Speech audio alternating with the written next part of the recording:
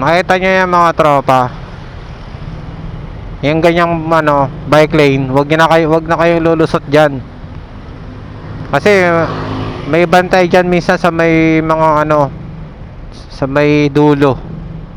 Mako-corner na kayo diyan, di na kayo makakabalik diyan, di na kayo makakalabas diyan. Pag ganyan, wag niyo na pasukin. Tiisin nyo na lang dito kaysa magbayad kayo ng ng violation.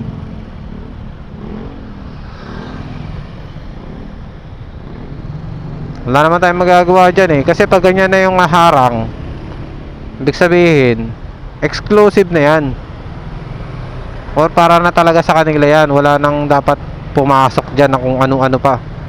Bike lane lang yan o kaya mga scooter. Sa mga bike lang mga bisikleta,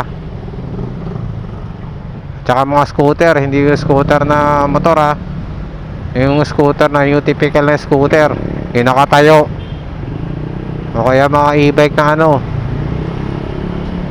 na alam nyo na, mga e-bike lang, hindi yung e-bike na mabilis pa sa motor. Lugi na lugi.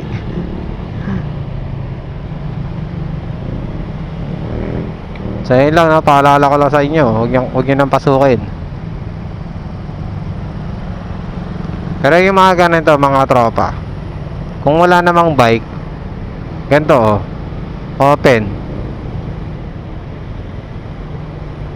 Para sa akin naman siguro pumapayag naman sila kasi open na yan pero pag may bike, dapat nyo silang pagbigyan kasi linya nila yan huwag nyo nang bubusinahan pag nakaharang sila linya nila yan tapos bubusinahin nyo.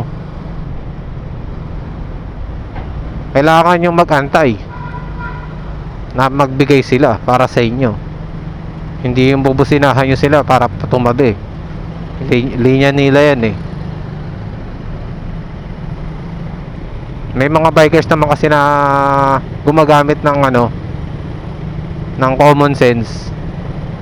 Dahil alam nilang mabagal sila, magbibigay sila ngayon sa mabibilis. Siyempre, pag pinagbigyan nila, naalis na rin naman kagad yan sa harapan nila Ganun lang. Bigayan lang hanggat maaari. Dating ipilit yung yung init ng ulo. Bigla yung init na ng ulo, mag-aaway na naman kayo bigla dahil lang dyan. Para inaano nyo naman yung mga sarili nyo. Dahil lang sa ganyan, may kipag-away kayo. Sus! Mali yun. Basta pag may bike dito, pagbibigyan nyo, huwag niyang bubusinahan pag nandiyan sila sa harapan. Natural yan kaya nga bike lane diba?